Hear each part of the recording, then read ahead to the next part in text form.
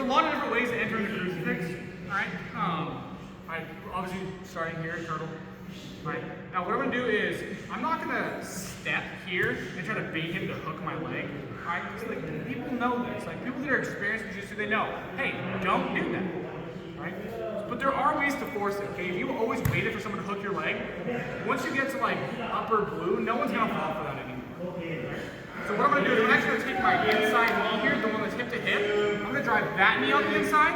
I'm going to slide it through. I still have this hip covered. Right? Let's see how that pushes his elbow forward. That gives me space to put some weight on his upper shoulders, step my heel in, and then trap.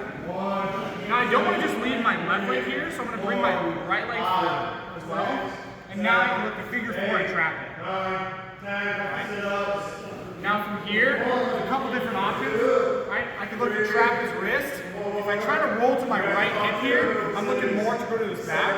So what I can do is I can keep his arm trapped here. I look to drive, post my hand on the mat, and kind of do like a little front shoulder roll over this shoulder, over him, to force him into the crucifix. Here. Now I don't want him on my chest, so if he starts walking his shoulders back, I don't want to be here, right? So I immediately hip out, right? I've got his arm trapped. So now Charles tries to walk his shoulders on top of me. I hip out, right?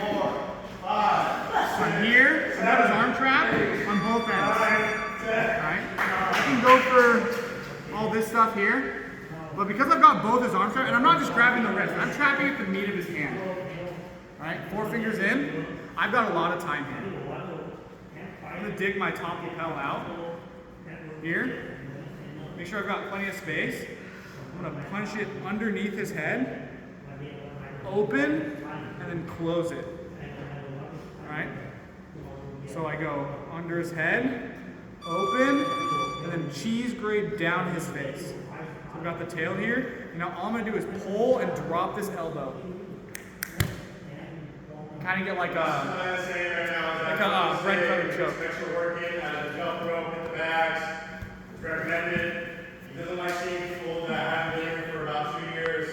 Pause for a second. Alright, so horse collar grip. I like this inner thigh, kind of like a spiral grip. Alright, I'm going to take my inside leg here, bring that knee on the inside of his thigh, kind of slide it down like a ramp, and I can open it up. Forcing this arm open so that I can step, draw it back, and I'll swing this leg through, and I'll figure four here, trap it. I want to make sure I trap above the elbow, kind of like on the back of the tricep. If I'm below his elbow on his forearm, he can pull that arm out. Alright, so now I gotta go all the way back. Slide it in, slip over, switch my feet. I'm nice and high. My hip is like on top of his tricep. Alright, now I'll switch to the wrist here, trap. I can post my hand for balance, or if I'm confident, I'll just use this back foot right here. My right foot, post, and pop. See, I'm not super confident with that, not smacking my face. So I post my hand just to make sure my head didn't hit the mat. Once I'm here, I hip out immediately. Alright? See, I've got this arm trapped. This is so that he can't shoulder walk his way on top. If he was, I just shoulder walk away. I don't want to be so far here on the way. I want to still be connected to his upper back. Alright. So I'm just making it so that I'm not flat. But I'm still close to him. I've got the hand trapped right at the knee. I'm not grabbing the wrist. I'm going 4 fingers on the blade of his hand, almost like I'm putting him in a wrist lock. Right? And I'm keeping this pinned to his abdomen. I get my collar out, end of my lapel. I don't just go around here across his face. I gotta dig it underneath his neck so that as I open, my collar is already as close to the bottom of his neck as possible. Right?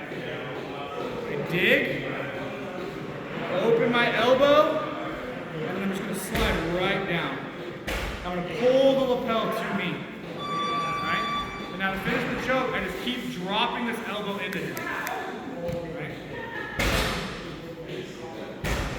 Here. Right? If he was to try to shoulder walk at this point, he's trying to escape, I just keep pulling it to me. That's all it is.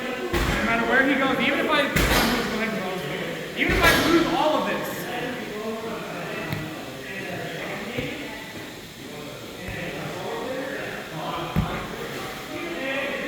he's kind of stuck. The second I let go of this, that collar is a nice deterrent to stop him from escaping.